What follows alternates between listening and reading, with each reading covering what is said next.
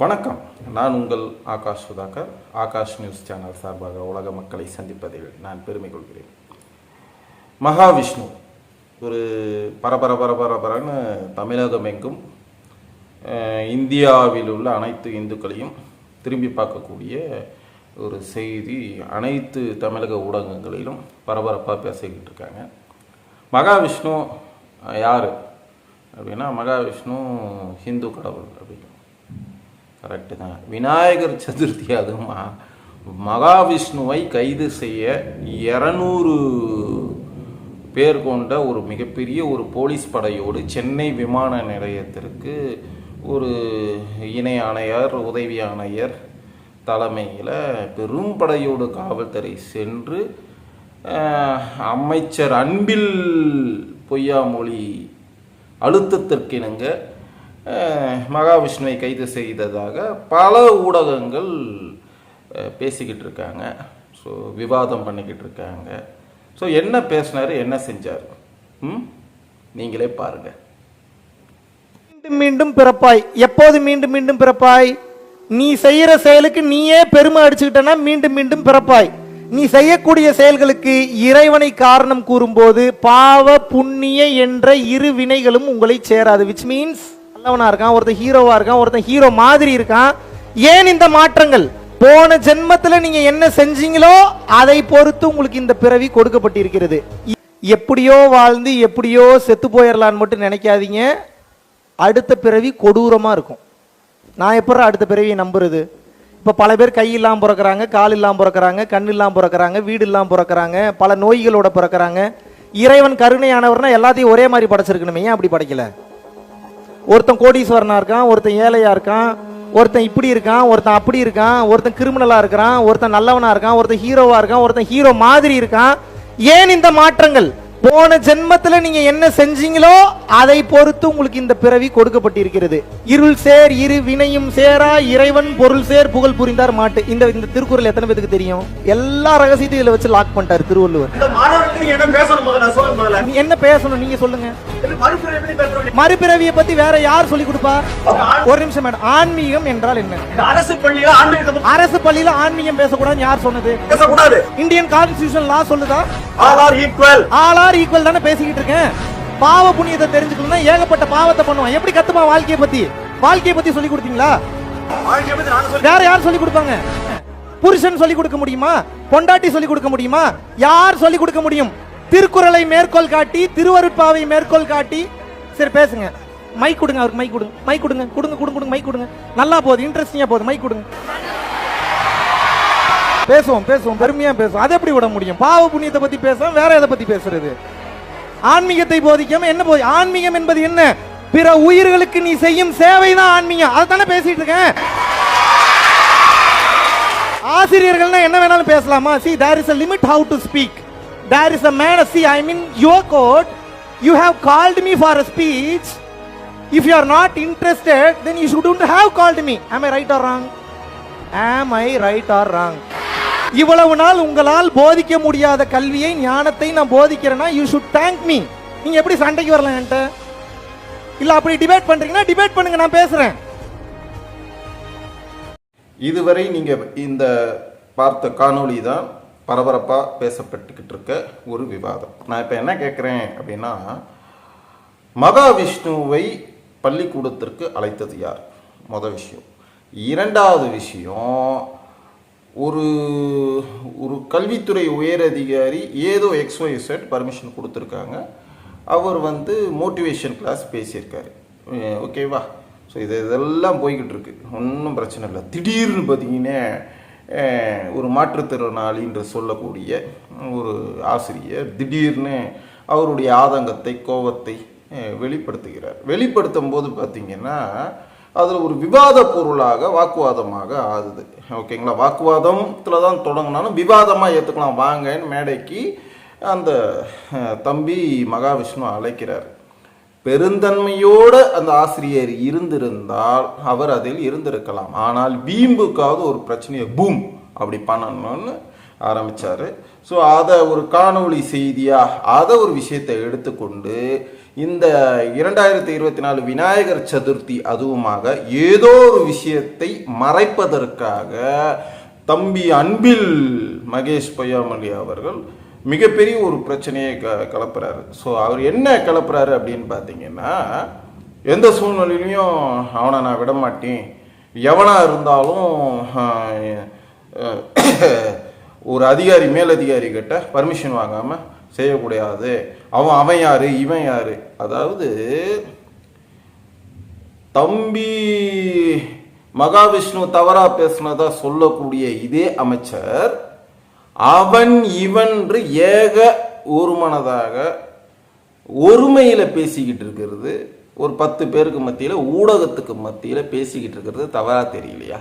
ஏன் ஏரியாவுக்கு நீ பேசி போயிருக்க, என்னோட ஆசிரியரை நீ எந்த அவமானப்படுத்திட்டு போயிருக்கிற, அதனால உன்னை நான் அவ்வளவு சீக்கிரம் நான் சும்மா விட மாட்டேன் என்பதை இந்த நேரத்தில் அடுத்த திட்டமா தெரிவித்துக்கிறேன். ஆனா வரவனுடைய பேக்ரவுண்ட் எப்படி இருக்கு, அவன் எந்த மாதிரியான சமூகத்திலிருந்து வருகிறான், அவன் என்ன மாதிரியான அவனோட பேக்ரவுண்ட் இருக்கு, இதுக்கு முன்னாடி அவன் என்ன மாதிரியான உரைகளாம் நிகழ்த்தியிருக்கான்னு தெரிஞ்சுட்டு தான் அவன் கூட்டிருக்கணும். இவருக்கு அந்த மகாவிஷ்ணு என்று சொல்லக்கூடிய அந்த நபர் மீது கண்டிப்பாக உரிய நடவடிக்கை எடுக்க வேண்டும் என்பதுதான் துறை அமைச்சர். ஏன்னா இது ஏன் பிரமிசஸ், ஏன் ஏரியாவுக்கு நீ பேசி போயிருக்க, அதனால உன்னை நான் அவ்வளவு சீக்கிரம் நான் சும்மா விட மாட்டேன் என்பதை இந்த நேரத்தில் அடுத்த திட்டமா தெரிவித்துக்கொள்ளும். ஏன் தம்பி அன்பில், நீ கஷ்டப்பட்டு சின்ன வயசுல இருந்து அரசியலுக்கு வந்திருந்தீங்கன்னா உனக்கு தெரிஞ்சிருக்கும். நீ இடையில வந்தவன். ஓ பள்ளிக்கூட நண்பன் தம்பி உதயநிதி உடைய கிஃப்ட் தான் இந்த அமைச்சர் பதவி. முதல்ல அதை தெரிஞ்சுக்கோ. இது நிறைய பேருக்கு தெரியாது. இப்போ தமிழக மக்கள் எல்லாருமே கொஞ்சம் உன்னிப்பா கவனிக்கணும். ஓகேங்களா? இந்த அன்பில் பொய்யாமொழி யாருன்னு பார்த்தீங்கன்னா, அவர் XYZ யாருடைய பிள்ளையா வேணா இருக்கட்டும், ஆனால் உதயநிதியுடைய கிளாஸ்மேட்டு டவுசர் காலத்துல இருந்து அதாவது கோழி விளையாடுற காலத்துல இருந்து அருந்த பட்டம் ஓடி போய் பிடிக்கிற காலத்துல இருந்து 2 பயல்களும் நண்பர்கள். சரியா? இந்த நண்பர்கள் தான் காலகட்டத்தில் வந்து எம்எல்ஏ ஆகும்போது தம்பி உதயநிதி ஓப்பனா சொன்னாப்புல, என் நண்பன் எம்எல்ஏ ஆயிடுவாப்புல, அமைச்சர் அவர் தான் கல்வித்துறை அமைச்சர் அப்படின்னு. அதாவது அப்பா முதலமைச்சரே ஆகலை, எலெக்ஷனே வரல, எலெக்ஷன் ரிசல்ட் வரல. ஓகேங்களா? ஆனால் இதெல்லாம் இவங்களுக்கு ஃபேவரட்டாக தான் வந்தது. இந்த ஃபேவரட்டாக வரத்துக்கு முன்னாடியே ஓப்பன் ஸ்டேட்மெண்ட் உதயநிதி கொடுத்தாப்புல, என் நண்பன் எம்எல்ஏ வந்தார்னா எனக்கு முன்னாடி அவர் தான் கல்வித்துறை அமைச்சர்னார். இது எத்தனை பேர் உன்னிப்பாக கவனிச்சாங்கன்னு தெரியல. இதுதான் வரலாறு. ஸோ அந்த மாதிரி இவர் உழைப்பில் வந்த பதவி கிடையாது எம்எல்ஏ பதவியும் அமைச்சர் பதவியும். இது உதயநிதி போட்ட கிஃப்ட். அது எப்படி வேணா பேசலாம், மட்டமாக கூட பேசலாம். உதயநிதி தூக்கி எறிஞ்ச கிஃப்ட். ஓகேங்களா? நீங்கள் ஒரு மக்கள் செல்வாக்கோட உங்களுக்குன்னு ஒரு பெரிய செல்வாக்கோட வளர்ந்துருந்தா அதை நான் ஆளுமைன்னு சொல்லலாம். உதயநிதி அரசியலுக்கு வரும்போதே தன்னை பிரபலப்படுத்திக் கொள்வதற்காக சினிமாவுக்குள்ள வந்தார். ஓகேவா? சினிமாவுக்குள்ள வந்து மக்களுக்கு மத்தியில தன் முகத்தை அழுத்தமாக பதிவு செய்து விட்டுத்தான் அரசியலே தன்னை ஆளுமைப்படுத்திக் கொண்டார். ஸோ அவர் ஆளுமையில வரும்போதே தனக்கு இணக்கமானவர்களை ஒன்று சேர்த்துக் கொண்டார். அந்த இணக்கமானவர்களில் முதன்மையானவர் தான் அன்பில். இது உலகத்தில் உள்ள எல்லா அரசியல்வாதிகளுக்கும் தெரியும், அதாவது தமிழ் அரசியல்வாதிகளுக்கு. ஓகேவா? அது என்ன உலகத்தில் நம்ம சின்ன அண்ணே குள்ளமா இருப்பார்ல, அண்ணே நெப்போலியன், அமெரிக்காவில் போய் குடும்பம் நடத்திக்கிட்டு இருக்காரு பாருங்க. அவரும் திராவிட முன்னேற்ற கழகத்தில் இருந்து அமைச்சர் பதவி எல்லாம் அனுபவித்து விட்டு இன்னைக்கு போய் அமெரிக்காவில் விவசாயம் பண்ணிக்கிட்டு இருக்கேன்னு சொல்லிக்கிட்டு வாழ்ந்துகிட்டு இருக்காரு. சரி, அந்த பிரச்சனை இதோட வேண்டாம். திராவிட முன்னேற்ற கழகத்தால் பலனடைந்தவர்கள் நிறைய பேர், அதுல அன்பில் பொய்யாமொழி. ஓகேவா? என்ன சார் ஏதோ ஒரு பிரச்சனைக்கு எதையோ இணைக்கிறீங்க? இல்ல, வரலாறு தெரிந்தால்தான் சில விஷயம் தெரியும். இந்த அரசியல் அன்பில் பொய்யாமொழியுடைய வரலாறே இப்படி இருக்கும்போது ஒட்டுமொத்த திராவிடர் கூட்டத்துடைய வரலாறு எப்படி இருக்கும்? சரி, அன்பில் என்ன சொல்றாப்புல கேட்டீங்கல்ல,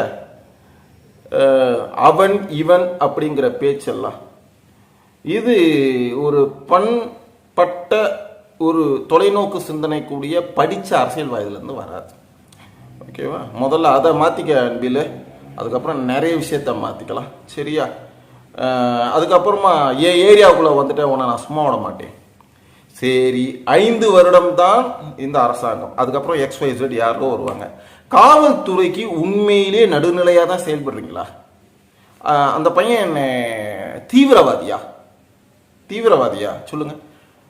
அவன் ஆஸ்திரேலியாவில இருந்து அவனுடைய ட்விட்டர் பக்கத்தில் நான் இந்தியாவுக்கு வர போறேன், அன்பில் பொய்யாமொழி நேரடியாக பார்த்து விளக்கம் கொடுக்க போறேன்னு ஓப்பனாக சொல்றாரு. போலீஸையும் நேரடியாக பார்க்க ஓப்பனாக ஒரு ஸ்டேட்மெண்ட் வருது. ஓகேங்களா? நீங்க உங்களுடைய உளவு படை மூலம் தேடி கண்டுபிடிச்சி அந்த பயலை போய் நீங்க அரெஸ்ட் பண்ணல.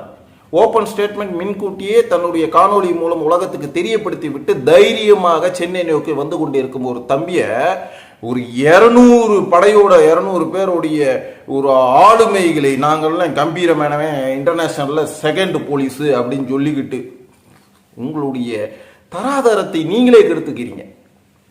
யாருடைய அழுத்தத்தின் பேரில் இது போறீங்க? சரி, அந்த தம்பி அப்படி என்னதான் பேசிட்டாரு பாத்தீங்களா காணொளி? இந்த காணொலியை நிறைய போட்டால் கிட்டத்தட்ட நிறைய நேரம் போகுது. அதனால வேண்டான்னு முக்கியமான விஷயத்தை மட்டும் எடிட் பண்ணி போயிட்டுருக்கோம். ஓகேங்களா? இதில் ரொம்பலாம் கிடையாது. நீங்கள் ஃபுல் காணொலி நீங்கள் யூடியூப்பில் கூகுளில் போய் சர்ச் பண்ணிங்கன்னா நிறைய வந்துடும். நீங்கள் நிறைய பார்க்கலாம். இதில் நம்மளுக்குடைய டைமிங்காக கட் பண்ணியிருக்கோம். ஓகேவா? மற்றபடி இதில் எடிட்டிங்லாம் பண்ணலை. நீங்கள் அதை பார்க்கும்போதே தெரியும் அவர் என்னென்ன பண்ணியிருக்காரு, என்னென்ன பேசியிருக்காரு. வாங்க நேரில் வாங்க பேசுவோம் தான் சொல்கிறார். ஆனால் இந்த இடத்துல இந்த பிரச்சனைக்காக அதனுடைய சென்னை அசோக் நகர் அரசு பள்ளிக்கூடத்தை சேர்ந்த அந்த நிகழ்வு அங்கே தான் நடந்திருக்கு. ஒரு பெண்மணியை அந்த தலைமை ஆசிரியரை சம்பந்தமே இல்லாமல் திருவள்ளூர் மாவட்டத்துக்கு டிரான்ஸ்ஃபர். சென்னை மாவட்டத்தில் பிரச்சனை, திருவள்ளூர் மாவட்டத்துக்கு டிரான்ஸ்ஃபர் அடிக்கிறீங்க. தப்பு இல்லையா? எப்படி போயிட்டு வருவாங்க டெய்லியும்? பக்கத்து ஊர்ல ஏதாவது இப்போ அசோக் நகர்னா கேகே நகர் ஸ்கூலுக்கு மாத்துங்க, வடபழனி ஸ்கூலுக்கு மாத்துங்க, கோடம்பாக்கம் ஸ்கூலுக்கு மாத்துங்க. எதுக்கு சார் திருவள்ளூருக்கு மாத்துறீங்க? ஏன் அப்படி ஒரு கொலவெறி சொல்லுங்க? அந்த கண் பார்வையற்றவர்னு சொல்றீங்க. அந்த அதாவது பிரச்சனையை கிளப்பின அந்த ஆசிரியர், உண்மையிலேயே சொல்றேன், இங்க பிரச்சனையே கிடையாது, பிரச்சனையை கிளப்பிய ஆசிரியர். ஓகேங்களா? அவரை பக்கத்துல வச்சுக்கிட்டு அரவணைக்கிறாரு மகேஷ். அவன் கூணு கும்பிடு போடுறாப்ல. ஏன்யா இப்ப அந்த ஆசிரியரே நான் அவன் இவன் சொல்றேன். ஓகேங்களா? அது தவறுதே. ஆனா நீ ஒரு அமைச்சர் மோட்டிவேஷன் ஸ்பீச் வர பேச வரன்றவங்களுக்கு அவன் இவன் நீ கூப்பிடுயா? வா பாத்துக்கலாம், என் ஏரியாவுக்கு வந்துட்டு என்ன ரவுடி பயலா? அப்போ ஓ மேல ஒரு சட்ட வழக்கு தொடரலாம் இல்லையா? தமிழ்நாடு அரசாங்கம் உயர் அதிகாரிகள் இப்படிதான் வேடிக்கை பார்த்துக்கிட்டு இருக்கீங்களா? ஒரு அமைச்சரை பேச விட்டுட்டு உயர் நீதிமன்ற தலைமை நீதிபதிகள் இந்த அமைச்சர் பேச்சை கேட்டுக்கிட்டு ஏன் தானா முன் வந்து ஒரு வழக்கு தொடரலாமே? ஏன் வழக்கு தொடரல சொல்லுங்க? அடுத்த செகண்ட் ஒரு நோட்டீஸ் அனுப்பலாமே மினிஸ்டருக்கு, நீ இந்த மாதிரி பேசுறது தப்புன்னு. ஏற்கனவே இந்த அன்பரசன் ஒரு அமைச்சர் மோடியையே கிழிச்சு தொங்க விட்டுறேன்னாரு, நாசம் பண்ணிடுவேன்னாரு. இதே இந்த காவல்துறை, இந்த அரசாங்கம், இந்த நீதிமன்றம் வேடிக்கை தான் பார்த்துச்சு. அதே மாதிரிதான் இவரு மோட்டிவேஷன் ஸ்பீச் பண்ண வர அத்தனை பேரையுமே அவன் இவன் பேசுவியா? உன் வீட்டு வேலைக்காரனா? ஏன் மகேஷ், நீ தான் அறிவாலயத்துக்கு வேலைக்காரன். அறிவாலயத்துக்கு வேலைக்காரன் தான் நீ. ஓகேவா? நீ போய் அவன் இவன் எல்லாரையும் பேசுற தப்பு மகேஷ். முதல்ல நீங்க ஒரு கல்வியாளரா இருங்க, ஒரு கல்வித்துறைக்கு ஒரு அமைச்சர். ஓகேவா? ஃபைட் ஃபார் ரைட்னு பேச தெரியும், அது வரீங்க இல்ல என்ன பேசுறீங்க? இது பேசுனது தப்பு, எங்களுக்கு அது உடன்பாடு இல்லை. ஆனால் திராவிட சித்தாந்தத்துக்கு நீங்க சொல்றீங்க இது பிற்போக்கு சிந்தனை, அதனால வேண்டாம், நாங்க முற்போக்குவாதிகள். சரியா, உன் விஷயத்துக்கே வரட்டும். ஆனா மரியாதை குறைவா இப்படிதான் பேச சொல்லி உங்கள் பெரியாரிசம் அம்பேத்கரிசம்லாம் சொல்லி கொடுத்துருக்கா? நடுநிலையா பேச, நடுநிலையா ஆக்ஷன் எடுக்கிறேன்னா எப்படி வேணா பேசலாமா? சரி, அதை விடு. இந்த பிரச்சனை நடந்து 2 நாள் ஆகுது. ஓகேவா? சம்பந்தமே இல்லாம இன்னைக்கு ஒரு 4 பொம்பளைகளை கூட்டி வச்சுக்கிட்டு நாங்கள் இல்லாம எங்க கிட்ட அவங்க பர்மிஷனே வாங்கல. யார் அது சார்? ஒரு பள்ளிக்கூடம் 1000 பேர் வசிக்கக்கூடிய ஒரு பள்ளிக்கூடத்தை மேனேஜ்மெண்ட் செய்யக்கூடியவர் ஒரு தலைமை ஆசிரியர். அவர் கட்ட சுதந்திரம் வேற யாருக்கு இருக்கு? சரி, அந்த இடத்துல ஒருத்தர் வந்து பேசுறாங்க, ஏதோ ஒரு தலைமை அதிகாரி கிட்ட பர்மிஷன் வாங்கிட்டு தான் வந்து பேசுறாங்க. எங்க குழு கட்ட பர்மிஷன் வாங்கல. யாரு? சுய உதவி குழுவா? அப்ப அந்த ஃபங்க்ஷன் நடக்கிறது தெரியாம நீ என்ன குழு நடத்திக்கிட்டு இருக்க? குழுவோட தலைவியா நீங்க எப்படி இருக்கலாம்? ஒரு லேடி வந்து சொல்லிக்கிட்டு இருக்க எங்க கிட்ட பர்மிஷனே வாங்கல, எங்களுக்கு தெரியாது. அப்ப இந்த குழுவுல ஒரு 10 பேர் இருப்பீங்கல்ல, ஒருத்தர் கண்ணுக்கும் காதுக்குமா இந்த விஷயம் போல சொல்லுங்க? தவறு. இது சம்பந்தமே இல்லாம ஒரு கல்வித்துறையில நடக்கக்கூடிய ஒரு பிரச்சனை. ஓகேங்களா? அந்த ஊனமுற்ற ஒரு சங்கத்தை சேர்ந்த மாற்றுத்திறனாளி சங்கத்தை சேர்ந்தவர் ஒருத்தர், சங்கத்தை சேர்ந்தவங்க ஒரு குரூப் எங்க மாற்றுத்திறனாளிக்கு ஆதரவா நாங்க போர்க்கொடி ஏற்றோம் அப்படின்னு சொல்லி அவங்க போய் புகார் கொடுக்க அந்த புகாரை எடுத்துக்கிட்டு ஆக்ஷன் எடுத்ததா காவல்துறை விளக்கம் அளிக்குது. இது எதுவுமே நான் சொல்ல சார், இது எல்லாமே ஊடக செய்தி. நீங்க மாற்றுத்திறனாளிகள் சங்கம்னு பாத்தீங்கன்னா நூற்றுக்கணக்காக இருக்கு தமிழ்நாட்டில், 1-2 கிடையாது. நல்லா தெரிஞ்சிங்க, மாற்றுத்திறனாளிகள் சங்கம் அப்படின்னு எடுத்துக்கிட்டா கணக்கற்றது இருக்கு. நானே 10 தலைவரை கூப்பிட்டு வந்து மேடையில் நிற்க வைப்பேன். ஓகேவா? ஏதோ ஒரு சங்கம் என்ன நடந்தது, அந்த ஃபங்க்ஷன் டைம்ல அவங்க இருந்தாங்களா? ஓகேவா? இருந்தாங்களா? இருந்தாம அந்த சங்கத்தை சேர்ந்தவர்கள் எப்படி புகார் அளிக்கலாம்? முழுசா என்ன விஷயம்னே தெரியாம அந்த மாற்றுத்திறனாளி ஆசிரியர் அருகில பக்கத்துல உட்கார வச்சுக்கிட்டு தூக்கி தோல் மேல தூக்கி வச்சு என்ன சாதிச்சுட்டாப்ல அந்த ஆசிரியர் சார். அவங்க மாற்றுத்திறன் உடல் ஊனமுற்றவர் மாற்றுத்திறனாளிங்கிற ஒரே காரணத்தை வச்சுக்கிட்டு அவங்கள தூக்கி வச்சிருக்கிறதாகவும் அசிங்கப்படுத்துறதாகவும் ஒரு அரசியல் நாடகத்தை நடத்தாதீங்க. அத்தனையும் அவர்கள் சமுதாயத்திற்கு ஒரு இழிவு. மாற்றுத்திறனாளிகள் ஒரு மிகப்பெரிய ஒரு சமுதாயம் இருக்கு, அவங்களுக்கு நல்லது கெட்டது எதுவுமே நீங்க செய்யலைங்க, இது வரைக்கும் செய்யல. போங்க, தெருவா பிச்சை எடுத்துக்கிட்டு இருக்காங்க, தெருவா படிச்சுட்டு வேலை இல்லாம சுத்திக்கிட்டு இருக்காங்க, படிச்சுட்டு அந்த சர்டிபிகேட்டை வச்சுக்கிட்டு என்ன பண்றதுன்னு தெரியாம இருக்காங்க. எத்தனையோ மற்ற மாற்றுத்திறனாளிகள் கடந்த காலங்களில், கடந்த ஆட்சியிலேயே இருக்கட்டும் இந்த ஆட்சியிலேயே இருக்கட்டும், இதே சட்டமன்ற பேரவை வளாகத்தில் வந்து உட்காந்துக்கிட்டு போராடி இருக்காங்க. அவங்களெல்லாம் ஏறி மிதிச்சுட்டு போனவங்க தான் இந்த எம்எல்ஏ எம்பி அமைச்சருங்கெல்லாம். அது நீங்களா இருக்கலாம், இதுக்கு முன்னாடி இருக்கவங்களா யாரோ ஒருத்தர். அன்னைக்கெல்லாம் இந்த மாற்றுத்திறனாளி பார்வைக்கு தெரியலையா? சொல்லுங்க, பிரச்சனை தெரியலையா? ஏதோ ஒரு விஷயம், அவன் நல்ல விஷயம் தான் பேசுறான். ஓகேங்களா? ஆன்மீகம் இல்லாமல் அரசியல் கிடையாது, ஆன்மீகமும் அரசியலும் இல்லாமல் கல்வியே கிடையாது. ஒரு ஐஏஎஸ் படிக்கணும், ஐபிஎஸ் படிக்கணும்னா பேசிக்கா நீ ஆன்மீகம் தெரிஞ்சிருக்கணும், அரசியல் தெரிஞ்சிருக்கணும். ஓகேங்களா? ஒரு போலீஸ் டிபார்ட்மெண்ட்டுக்கு வேலைக்கு போறீங்க, சாதாரண கான்ஸ்டபிள் வேலையில இருந்து கமிஷனர் வேலைக்கு வரைக்கும் எதுவா இருந்தாலும் பேசிக் பொலிட்டிக்கல் சயின்ஸ் தெரிஞ்சிருக்கணும். அப்பதான் அந்த ஆளுமைக்கு வர முடியும். ஸோ இது ஃபேக்ட். நீ அதை எப்படி நீங்க மூடி மறைக்கலாம்? பசங்களுக்கு எப்படி தான் ஆன்மீகத்தை நல்ல விஷயத்தை சொல்லி கொடுக்கிறது? ஒரு பிளஸ் ஒரு மைனஸ் எப்படி சார் சொல்லி கொடுக்கிறது? எப்படி சொல்லி கொடுக்கிறது? கர்மா எப்படி சொல்லி கொடுக்கிறது? அது இல்லைன்றீங்க. இல்ல, இருக்கு. ரெண்டாவது விஷயம், இருக்குது என்பதை நிரூபி, இல்லை என்பதையும் நிரூபி. இல்லை என்றால் சமநிலை, இதுதான் வாழ்க்கை என்றதை புரியவே. எதுவுமே கிடையாம ஒரு விஷயத்துக்காக, சாதாரண ஒரு விஷயம், கடந்து போகக்கூடிய ஒரு விஷயம், சரி இது 365 நாளும் தூக்கி சுமந்துகிட்டு இருக்க போறீங்களா? இல்ல இந்த பையனுக்கு, இந்த மகாவிஷ்ணுங்கிற பையனை தூக்கி ஒரு 10 வருஷம் ஜெயில் தண்டனை கொடுக்க போறீங்களா? சொல்லுங்க. இல்ல இந்த மாற்றுத்திறனாளி பார்வையற்றோர் சிஇஓ ஆக்கிற போறீங்களா? அந்த ஆசிரியர் ஒரு விளம்பர, அதாவது அவருடைய என்ன எனக்கு கஷ்டமா இருக்கு சொல்லவே, ஒரு விளம்பரத்துக்காக அந்த மனுஷன் குரல் கொடுத்துட்டான். இதுல எல்லாம் ஒரு விஷயமும் கிடையாது. விளம்பரம், ஒரு விளம்பர பிரியருக்காக. அந்த ஹெட்மாஸ்டரையும் கூட வேலை செய்யற, பணி செய்யற டீச்சருங்களை இந்த ஆளை பத்தி விசாரிச்சாதான் தெரியும். ஒரு விளம்பரத்திற்காக கொடுக்கப்பட்ட குரல் தானே தவிர உணர்வு ரீதியான குரல் அல்ல. ஆனால் விநாயகர் சதுர்த்தியை அதுவுமாக உலக இந்துக்கள் கொண்டாடும் தினம் இன்று, முக்கியமான தினத்துல ஏதோ ஒரு விஷயத்தையும் இந்த திருவிழாவையும் திசை திருப்புவதற்காக நீங்கள் அரங்கேற்றக்கூடிய நாடகம் தான் இந்த விசாரணை, இந்த கைது, இந்த பிரச்சனை. இதுல பாதிக்கப்பட்டது யார் தெரியுங்களா? சொல்லுங்க, யாரு? வருங்காலத்துல பயன்பெறக்கூடிய மாணவர்கள் சமுதாயம். இனிமே பள்ளிக்கூடத்தை நோக்கி ஏதாவது மோட்டிவேஷன் ஸ்பீச் எவனாவது வருவானா? சொல்லு. அவன் இவன்லாம் பேச ஒரு அமைச்சரா நீ? இதே வாடா போடான்னு வேற யாருன்னா அசிங்கமா திட்டினா? ஒவ்வொரு செய்தியிலையும் அன்பில் மகேஷ் செய்தி வந்துகிட்டே இருக்கு. இந்த பிரச்சனை கமெண்ட்ஸ்ல போய் பாருங்க, எல்லாம் உன்னை காரி துப்புறான், காவல்துறையை துப்புறான், அரசாங்க அதிகாரிகளை துப்புறான், ஒன்ன அசிங்க அசிங்கமா பேசுற. இதுக்கு ஒன்ன பேசுறது இல்ல, உன் முதலமைச்சர் அசிங்கமா பேசுறது. சின்ன வயசுல இருந்து ஒரு வட்ட செயலாளர் வண்டு முருகனா இருந்து நீ வந்தாதானே அதனுடைய பதவியுடைய அருமை தெரியும். உன் நன்மை உதயநிதினால வந்தது தானே. நீ இப்படிதான் ஆடுவ. ஆல்ரெடி 3 வருஷம் போயிடுச்சு, இன்னும் 2 வருஷம். ஓகேவா?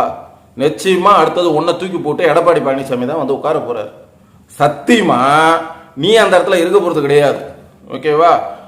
வட்ட செயலாளர் பதவிக்கு கூட அன்பில் மகேஷ் லாய்க்கே கிடையாது. வட்ட செயலாளர் பதவிக்கு கூட நீ லாய்க்கே கிடையாது. நீ எல்லாம் அமைச்சரா எப்படி வந்தன்றது உலகத்துக்கு தெரிஞ்ச விஷயம்.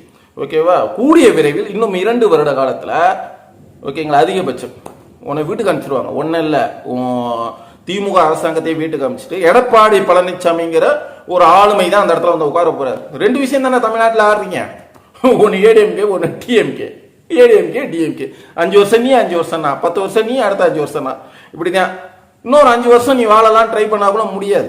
100% இந்த வாய்க்கா மிகப்பெரிய ஆறா உருவாகி திரும்ப உங்களை எல்லாம் தூக்கி தூர போட்டுட்டு எடப்பாடி வந்து உட்காரதான் போறாரு. வேடிக்கை தான் பார்க்க போறீங்க. தயவு செஞ்சு காவல்துறை இந்த மாதிரி சில்லற பிரச்சனைக்கெல்லாம் முண்டி அடிச்சுக்கிட்டு வந்து பிரச்சனையை பூம் பண்ணாதீங்க, ஓகேங்களா? அந்த பையன் மகாவிஷ்ணு ஆஸ்திரேலியாவிலேருந்து வரம்பா நானா போய் தான் சரணடைய போறேன்றார். எதுக்கு 200 போலீஸ் தேவையா? நான் சொல்ல சார், நான் பார்க்கல சார், காணொலி செய்தி தான். 200 போலீஸ் தேவையா சொல்லுங்க? நீங்க 20 காவலர்களோட போனா கூட தப்புங்க. அந்த பையனை ஒரே ஒரு கான்ஸ்டபிள் அமைச்சு வாடா தம்பினா வந்துட போறாப்ல. எதுக்கு? கிட்டத்தட்ட ஒரு ஏசி டிசி, ஓகேங்களா, எஸ்ஐ இன்ஸ்பெக்டர் விநாயகர் சதுர்த்தியுமா யாரும் அவன் குடும்பத்தோட வீட்டில் பூஜை புனஸ்காரம் நிம்மதியா ஒரு நாள் நிம்மதியா விடுங்களேன். இன்னைக்கு போய் தான் அவனை அரெஸ்ட் பண்ணுமா? ஏன் நாளைக்கு ஒரு சம்மனை கூப்பிட்டு வாடா தம்பினா வரமாட்டானா? அவனா தானே வரான் ஆஸ்திரேலியாவில இருந்து, உங்களை பார்க்க தானே வரான். அதுக்குள்ள அரெஸ்ட் பண்ணணுமா? தவறு. இந்த அரசியல் சித்தாந்தம் விளையாட்டு எல்லாம் பாத்தீங்கன்னா இன்னும் 2 ஆண்டு காலம் தானே, அதுக்கப்புறம் வேற ஒருத்தன் வந்துருவான். அவங்களுக்கு நீங்க கொடை பிடிப்பீங்களா? காவல்துறை அதிகாரிகள் தயவு செஞ்சு சொல்றேன், உங்களுக்கு நிறைய வேலை இருக்கு. சட்ட ஒழுங்கு பிரச்சனை நிறைய இருக்கு. நான் ஏற்கனவே ஒரு காணொலியில் சொன்னேன், அந்த கார் பந்தயம் நம்ம ஹாஸ்பிட்டலுக்கு பக்கத்தில் நடத்துறாங்க பாரு, ஒரு ஒரு ஒரு அசிஸ்டன்ட் குளத்தூர் ஏசியோட உயிர் போனதான் மிச்சம். இந்த ராமநாதபுரம் பக்கத்துல ஒரு டிஎஸ்பி மேல ஒருத்தன் கையை வச்சிருக்கான். உங்க அந்த வீரத்தை நீங்க அங்க எதிராளி மேல காமிக்க வேண்டியது தானே? ஒரு டிஎஸ்பி ஒரு பொம்பளை புள்ள மேல கையை வச்சிருக்கான். ஒரு டிஎஸ்பிங்கிற பதவி உயர் பதவிங்க, இருந்தாலும் அந்த பதவியில் இருக்கவங்க ஒரு லேடி போலீஸ், அவன் மேல ஒருத்தன் கையை வைக்கிறான். அவங்க நல்ல விஷயத்துக்கு தான் போயிருக்காங்க. கைய கால உடைச்சுட்டு தரவுல ஒரு காவல்துறை அதிகாரி மேல கையை வைக்கிறதுக்கு யார்? அந்த மாதிரி நான் தப்பா பண்ணிச்சு சார். இந்த மாதிரி விஷயத்தெல்லாம் விட்டுருங்க. அதுக்கப்புறம் இன்னொருத்தன் நம்ம நாம் தமிழர் சீமா ஓபன் ஸ்டேட்மெண்ட் கொடுக்குறான். இப்படி சிட்டிகை போட்டு கொடுக்குறான். அது திருச்சி எஸ்பியை நேரில் வர சொல்லு, சட்டையை ஊத்து போட்டு வர சொல்லு, நேருக்கு நேரு பாத்துக்கலாங்கிறான். Open statement. இவன் என்ன அவ்வளவு பெரிய புடுங்கியா? இவன் பொண்டாட்டி விஜயலட்சுமி 1008 கேஸ் கொடுத்துருக்கு. ஏதோ ஒரு விஷயத்துல இவனை பிடிச்சி உள்ள போட தேவையில்ல, மற்ற அரசியல்வாதிகளுக்கு ஒரு பாடமா ஆக தேவையில்ல. அதை விட்டு ஒரு எஸ்பி தலை குனிற அளவுக்கு தெருவா பிச்சை எடுத்து உடனே நான் இந்த பதவிக்கு ஐபிஎஸ் பதவிக்கு வரலடா, நான் கஷ்டப்பட்டு வந்திருக்கேன், மனம் முருகி அழுகுறான் அந்த ஆளு. சின்ன பையன் பாவம். அந்த தம்பி அவர் ஐபிஎஸ் படிச்சு வர்றதுக்கு எவ்வளவு கஷ்டப்பட்டிருப்பான். ஒரு சாதாரண ஒரு அரசியல்வாதி துக்கடா பிச்சைக்கார நாய். அந்த நாய் அப்படி சிட்டிக்க போடுறான். இந்த அரசாங்கம் வேடிக்கை பார்த்துட்டு இருக்கு. காவல்துறை சேர்ந்த அந்த துறையை சேர்ந்த அமைச்சர் யாரு? மு.க. ஸ்டாலின் தானே. ஏன் நீங்க ஆக்ஷன் எடுக்கல? டிஜிபி எங்க போனாரு? இதே இன்னைக்கு இந்த தம்பிய ஏர்போர்ட்ல கைது செஞ்சு போன டிசி ஏசி எல்லாம் உங்க பார்வைக்கு இந்த எஸ்பி பிரச்சனை கண்ணுக்கு தெரியலையா? ஏன் சீமானை விட்டு வச்சிருக்கீங்க? உடனடியாக கைது செய்ய வேண்டியதானே? அந்த டிஎஸ்பி மேல கைய வச்சான் பேர் ஒருத்தன், அவனை 4 நாள் கழிச்சு அரெஸ்ட் பண்ணி இருக்கிறத நேத்து தான் செய்தி. இந்த காணொலிக்கு முன்னாடி முத நாள் செய்தி. தப்பு சார். பிரச்சனை சுத்தி இருக்கு. நம்மளை சுத்தி எவ்வளவு பிரச்சனை இருக்கு. அரசியல்வாதிகள் சில பேர் தவறாக வழிநடத்தினாலோ அழுத்தம் கொடுத்தனாலோ அவங்களுக்கு புரிய வைக்க வேண்டியது உயர் அதிகாரிகள் கடமை. அவன் ஆர்டர் போடுறாங்கிறதுக்கு நீ செய்யக்கூடாது. நீ செய்யக்கூடாது. உனக்குன்னு ஒரு காக்கி சட்ட பவர் இருக்கு. நெஞ்ச நிமித்தி பேசணும், ஓகேவா? இவன் 5 வருஷம் இருப்பான், ஓடி போடுவான். அடுத்த 5 வருஷம் வேற எவனோ வருவான், அவனுக்கு வணக்கம் சாமி ஐயா சாமின்னு வணக்கம் போடுவீங்களா? ஐ ஆம் ஹானர் அப்படிங்கிறது உங்களுக்குள்ள திமிர், காக்கி சட்டைக்கான திமிர். அதை எந்த இடத்துலையும் அப்படி படிய விடாதீங்க. தயவு செஞ்சு சொல்றேன், நீங்க உங்க கிரேடு இறங்கினாலே எல்லா சாக்கடையும் உங்களை சூழ்ந்து கொள்ளும். கெட்ட பேர் உங்களுக்கு தான். அன்பில் பொய்யாமொழி அமைச்சர், கல்வித்துறை அமைச்சர், இனிமே மோட்டிவேஷன் ஸ்பீச் பேசுறவங்களையோ பொதுமக்கள் சார்ந்த ஆன்மீகவாதிகளோ தயவு செஞ்சு திமிர் பேச்ச இங்க பேசாத, ஓகேவா? உன் வீட்டோட வச்சுக்கோ. வெளியில பேசினாலே அது உனக்கு தான் அசிங்கம், உன் குடும்பத்துக்கு அசிங்கம். நான் சொல்றது உன் குடும்பம்ன்றது உன் அறிவாலயம் குடும்பம், உன் முதலமைச்சருடைய குடும்பத்துக்காரு மிகப்பெரிய அசிங்கம், ஓகேவா? நீ இவ்வளவு பேச்சு பேசுறியே, உங்க அமைச்சருடைய உன் நண்பனுடைய அம்மா அவங்களை எப்படின்னு கூப்பிடு? அம்மான்னு கூப்பிடுவியா, அத்தன்னு கூப்பிடுவியா? அவங்க யாரு? எப்படி இருந்தாலும் சின்ன வயசுல இருந்து ஒன்னாதான் அந்த வீட்டில் வளர்ந்துருப்ப. அம்மாவை எப்படி கூப்பிடுவ? துர்கா அம்மாவை. மிகப்பெரிய ஒரு ஆன்மீகவாதி, மிகப்பெரிய ஒரு ஆன்மீகவாதி. அவங்க காலில் விழுந்து ஆசீர்வாதம் வாங்க, அப்பயாவது உனக்கு ஆன்மீக புத்தி வருதான்னு பார்ப்போம்.